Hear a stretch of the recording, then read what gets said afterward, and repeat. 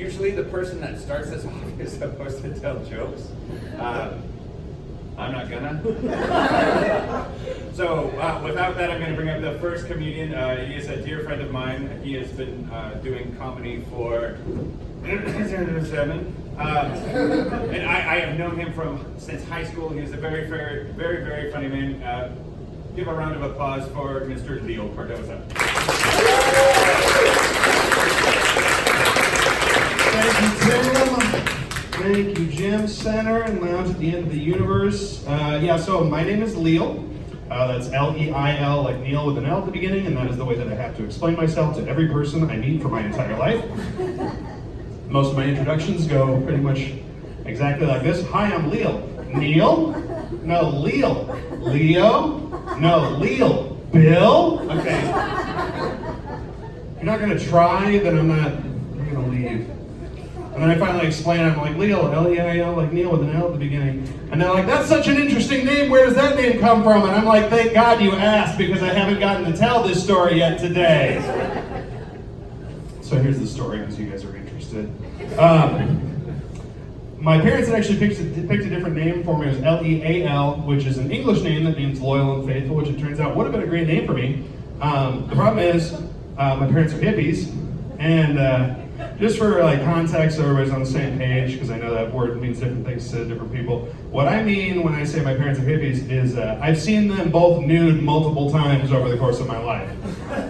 And not just accidental walking into the bathroom when somebody was getting out of the shower. I'm talking every single hot springs or camping trip we ever went on as a child. When I was a child, it was unpack the car, put up the tent, start the fire, and then just everybody naked. Just run, children, be free, be free!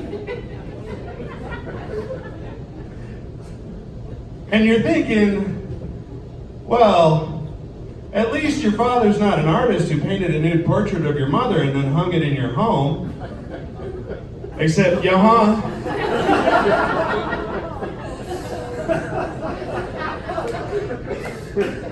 don't know if you guys ever been in a room with a nude portrait of your own mother, but when you're in a room with a nude portrait of your own mother, the nipple will follow you like Jesus' eyes.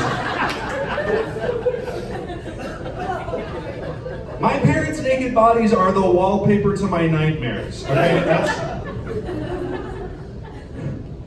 and for some reason, that's what I mean by hippies. So they were going to have a home birth, and I had nothing against home births in theory. The problem was my parents enlisted the services of a useless hippie midwife who refused to tell my mother to push. She was just like, oh, he'll come out when he's ready. Let's light another candle. Yeah, thanks, Moonbeam. Really, you're doing a good job there. So my poor tiny mother spent 22 hours at home trying to shove my giant head out of her poor tiny little body, and then after 22 hours, they finally came to their senses and they went to the hospital, and at the hospital I was born after an hour, because the doctors at the hospital have other things to do! Moonbeam didn't have anywhere else to go. That's why she wasn't in any fucking hurry. Problem was, they forgot to bring a written copy of the name that they chose for their firstborn son, so they just guessed. So for the longest time, for the first 18 years of my life, I figured there couldn't possibly be anybody else out there in the whole wide world with my name, because it's a typo. But then I got to college, and there was somebody else in my dorm whose name was Leal, L-E-I-L, exactly like mine, and she was a foreign exchange student from the Middle East, and that's how I found out that my parents gave me an Arabic girl's name.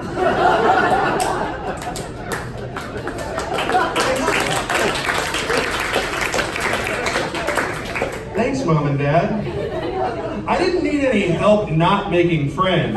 Just throwing that out there, Mom and Dad. I'm already really good at not connecting with my peers. I was a big Star Trek kid growing up. that sucks when you finally, like, you grow up, you don't have like the social sphere to realize that it's weird, so you just like it, and then you get in contact with other kids and they treat you like you're an insane person or a leper, so then you try to hide it, you know, but the other kids figure it out. Like, you go to the park and the other kids are like, let's play cops and robbers, no, let's play cowboys and Indians, and I'm like, no, let's play Encounter at Farpoint Station. You guys be the crew of the Enterprise, I'll be Captain Picard. Engage.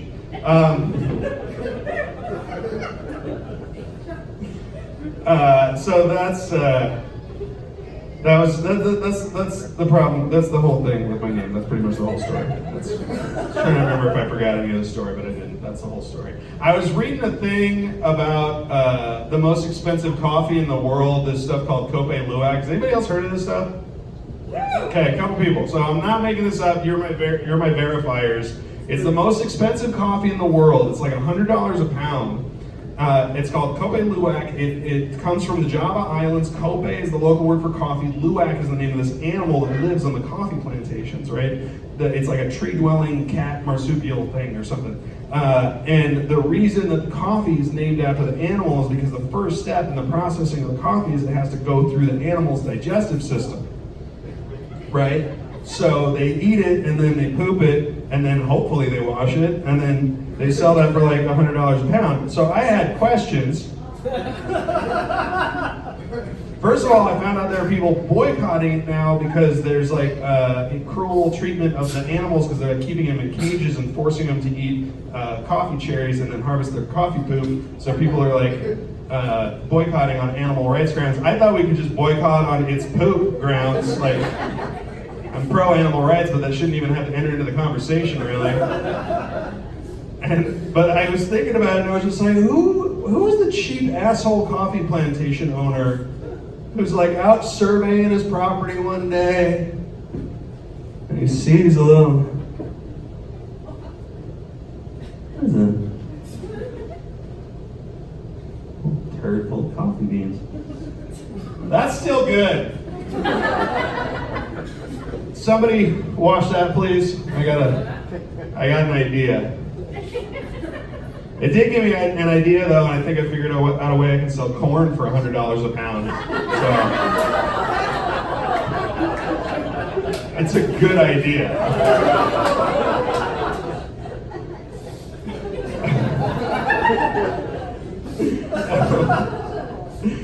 So I have ADD and I take medication for it now, but I didn't for a really long time. I just thought I was bad at paying attention to things. And I only got on medication like a few years ago as an adult. And before I would take it, it was like I couldn't complete just the most basic tasks. Like, this is me with ADD trying to wash the dishes, right? So I go to the kitchen, I start washing the dishes, I reach for the dish towel. The dish towel is not there. Where's the dish towel? The dish towel is in the clean laundry, okay. Go to the bedroom, go to the clean laundry, find the dish towel, but I'm like, well, I'm here, I should probably put all this stuff away. It's been folded, you know, I might as well just put it in the drawers. Completely forgotten about the dishes at this point. What are dishes? I don't even know. And so I start putting stuff away, and then I find one of my girlfriend's thongs, and I'm like, I should probably put this on. Because she's not home and I'm curious, you see. It's nothing weird. And honestly, the string part in the back is really not that bad. But on the lady cut ones, there's no storage in the front. So you're just like hanging out on both sides. It looks like you took, like, you know when baseball players chew like a giant wad of baseball gum? You took that and then dropped it on the floor in a barber shop and then stuffed it in there. You get the idea. So this is not a good look, so then I take that off, and then I'm just like standing there shirt dicking it, so I gotta do one of these for a minute. Because that's a core workout, that's good for you. And the point is I never finished the dishes, so it's a good thing that I'm on drugs now.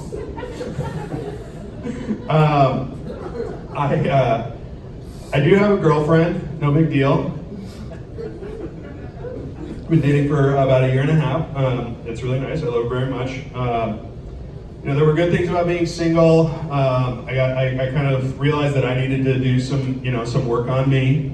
I realized that one night when I was laying in the hammock that I keep inside of my house, because that's where adults keep hammocks. It's inside the house. I was into probably my third hour of binge watching 30 Rock again. And I was covered in popcorn dust, and I was like, you know, this might not be the best way to bring the girls to the yard. Probably fix some things. But I miss things about being in a relationship too. I miss that, like having that having a vagina in this area. I miss that a lot. It's something I like. Pro-cunnilingus. I'm trying to use that word more. The term pussy eating just doesn't sound right to me. Like that sounds to me like that's what you should call it when they do it in porn. Like the wrong way. You know? Like the porn where they're just like the guy's like, what is that? Why? It's every porn. They're doing that. I don't know why. I haven't slept with every woman, but I've slept with some women. Okay, double digits, no big deal. But like, none of them have ever been like, yeah, slap me right on the pussy. That's not. Based on my data, that is not a thing women like. But it's in all the porn. It's a lot of porn doesn't make sense. You guys don't have, you can tell me after the show if this applies to you, but I really want to know who it is that is creating the market and the demand for all of the incest porn. Because that's what it all is now. It's all, why? Even the ones that aren't actually incest porn, they just change the title of the video because that's what gets clicks now. I know I'm not watching it because it's gross and because the acting's terrible, so definitely not me. Where was I going with that? I'm pro-cunnilingus, that's what I was saying. Pro-oral sex in general. I think if you're a sexually active adult, you should dedicate some time and energy to getting good at oral sex. That's true. Thank you. You might not agree with me on this next part, because I think you should also practice on people who have the same genitals as yours. Not exclusively, just listen, okay? I'm not saying you have to change your sexual orientation. Okay? This is just for practice. Because in all cases, in all situations, you are going to be better able to instruct somebody else on how to do a thing if you know how to do that thing. That is universal fact, okay? And if everybody's college stereotypes are to be believed, women are already doing this. The problem is they've now gained the information and are experts at instructing people on how to perform cunnilingus, but the dissemination of that information depends on men's ability to listen.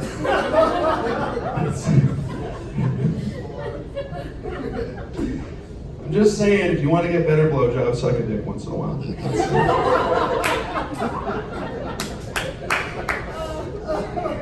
I saw another commercial for a product like aimed at saving women from the horror of having their vaginas smell like vaginas. And can that stop? Can those products stop existing? Can we stop allowing them to exist as a society, for Christ's sake? I happen to like the way that women smell, and I think there's a very important biological, evolutionary, sexual reason for the way that women smell. So not only do I think that we should not be trying to get rid of it, I think we should be trying to replicate it. Okay, go with me. I think that if the people at Glade, Airwick, and Wizard could figure out a way to harness it, right, they could make millions of dollars. And if you don't believe me, come on a little imagination journey with me. Go back to college. You go into your buddy's dorm room. You knock on the door. You're like, hey man, you want to study for that calculus?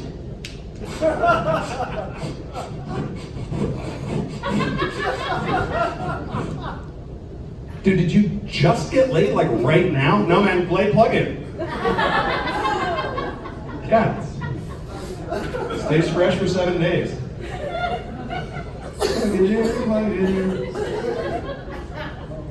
I also think if you're an adult man and you still think it's funny to make smelly pussy jokes, you just shouldn't be allowed to touch vaginas. That's fair, right? I feel like that usually gets a bigger response. I ran over it too fast, didn't I? I did. point of the story is I'm really glad to be in a relationship. I'm glad to no longer be the only single friend in my friend group and therefore the de facto fight settler for all of my couple friends. Because that's what happens when you're the only single person, because they can't bring another couple into their fight, because then they just split off, one goes to either side, and it's a zero-sum game, like one person, somebody's got to gain one in order to win the marriage, which, as I understand it, is the point of marriage. And so I would get roped into these things, and I'm so stupid. I would fall for it every time. I would just, like, I'd come over to a friend's house, and I don't even care what I'm about to say. I'm just trying to say something nice because they're having me into their home. And I just look around the room, and I'm like, hey, cool end table. And he's like, yeah, it is, right? It's a nice end table, right? It looks good in that corner, right? Remember you said that, honey! Just remember you said that, maybe practice it a couple of times, just kind of get the flow, the cadence right, just because I just want you to tell her what you just told me, so just maybe go over it a couple of times, just how much you like it, how good it looks in that corner, and how it was a good decision to put it there, and when we should definitely keep it there. Honey, Leo has something he wants to tell you about the end table!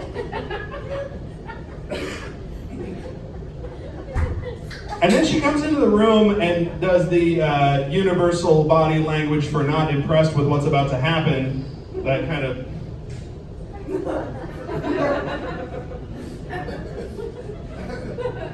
And then I have to be marriage counselor to these people.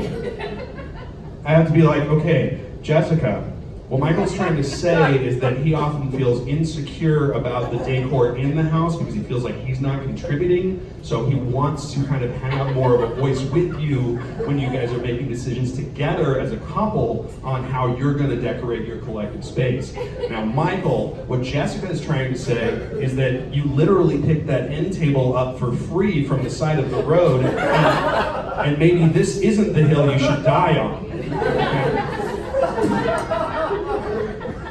And then they make up and go have sex, and I go home alone to my asshole cat. How is that fair? How is it fair? So,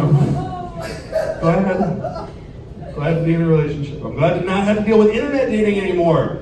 Oh God, what a cesspool.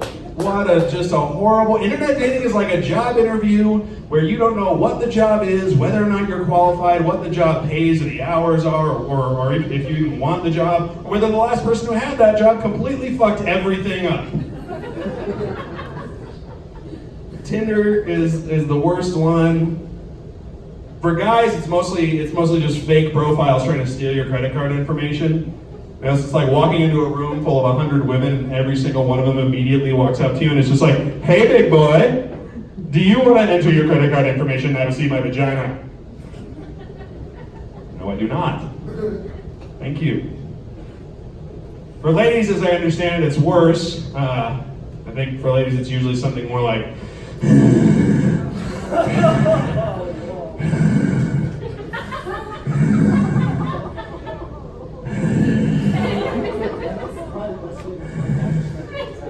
do you want to see it? I have a couple of favorite parts about that joke. My most favorite part is making eye contact with the guy in the front row until he gets uncomfortable. That's my favorite. That's for me. My other favorite part about that joke, the very first time I did that joke in front of a real crowd, there was a dude about 60 years old sitting basically wherever you're sitting, and I stared him down and I said, do you want to see it? And he goes, yeah. And then without me asking any questions, he said, I was in the Navy for 8 years.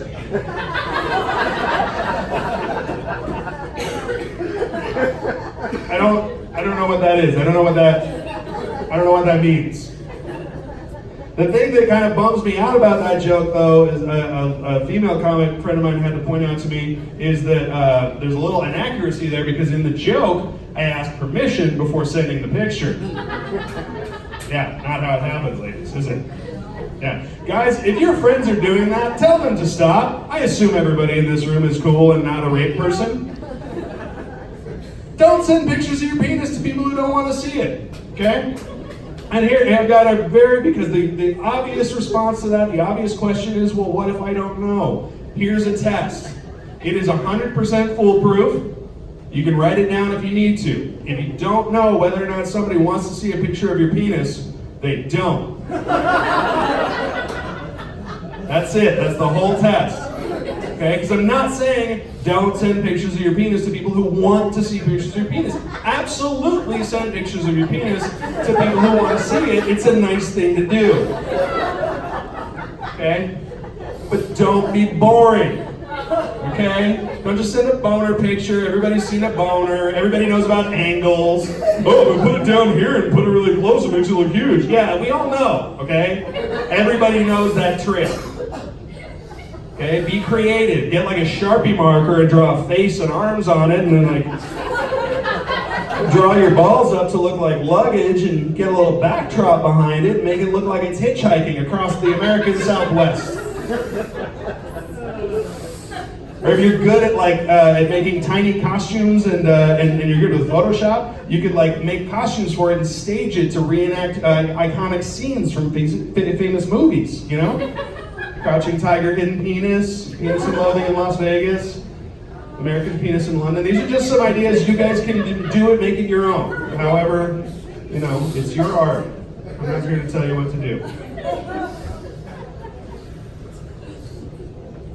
The problem is with internet dating, it's like the only choice now. I don't know how the hell else. My girlfriend and I met on a dating app because I don't know how the hell else people meet each other now. You see it like that fairy tale bullshit of like, oh, it happens when you're not looking. You'll just bump into somebody like at the grocery store. I'm sorry, did you just say at the grocery store? I can't go talk to a woman I don't know at the grocery store. Are you high? Just imagine you're minding your own business at the grocery store. You're getting the frozen foods. This walks up to you. And I'm like, hey. So you're checking out the frozen pizzas. Yeah. I'm also lonely. It's a good way to get maced is what that is.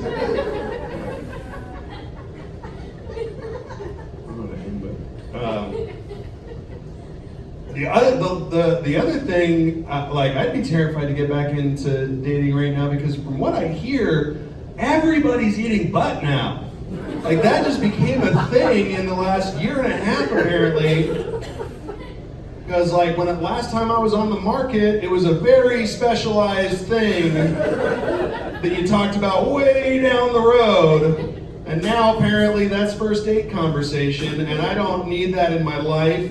I don't want to lick any butts, and I don't want a surprise butt licking done on my butt. It's my policy on butt licking. I don't have any children. You may can tell. I don't. I love kids though. I would like to have kids. The problem is I'm 40. Which means I kind of have to at least make use with the possibility that it might not end up happening for me. Because at my age, women who are an appropriate and acceptable age for me to date them are also old enough that they won't get pregnant by accident. And I'm not trying to get down on myself or anything, but that kind of might have to be how it happens for me if it's going to happen at all.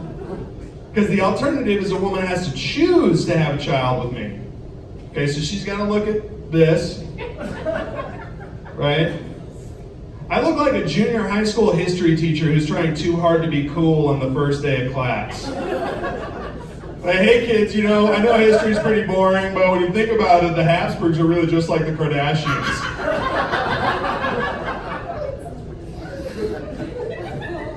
She's got to look at me laying in a hammock in my house, stoned, eating popcorn and binge watching 30 Rock.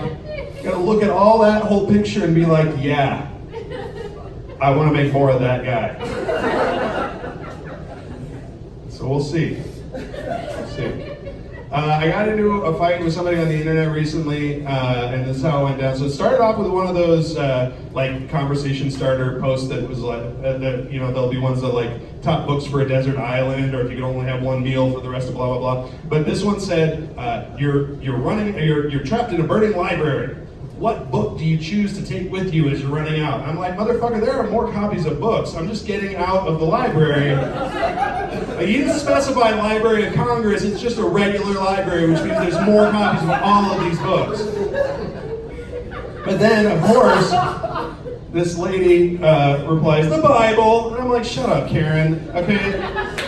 Listen, okay, I'm not trying to disrespect your faith or anything, but you're lying, Karen, and here's how I know. You didn't go to the library to read the Bible because everybody who's interested in the Bible already has a copy of the Bible, which means you went to the library to look up like crafting things or how to make cake pops or whatever the hell you were looking up, and then you heard the fire alarm and then you were like, I gotta go grab a Bible. And you went to the card catalog and you were looking through it, is it a B, is it a J for Jesus or G for God?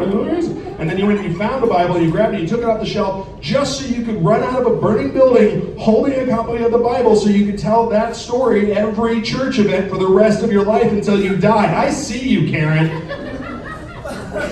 There's 142 copies of that book at the La Quinta across the street. Stop showing off.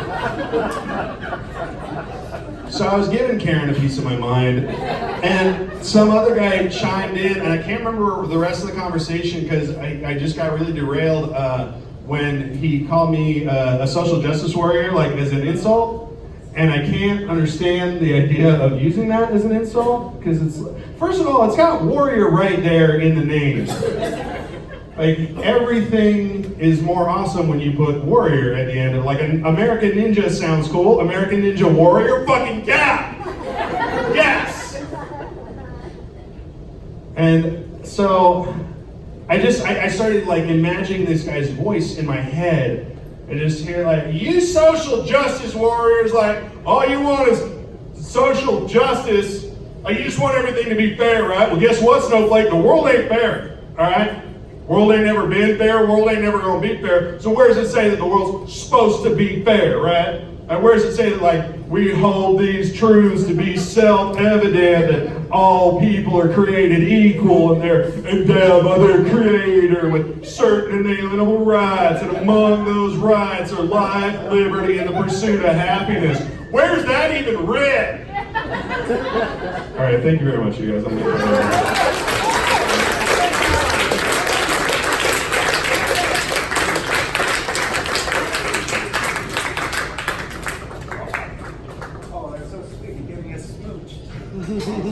All right, a couple clerical things right before we bring up your headliner.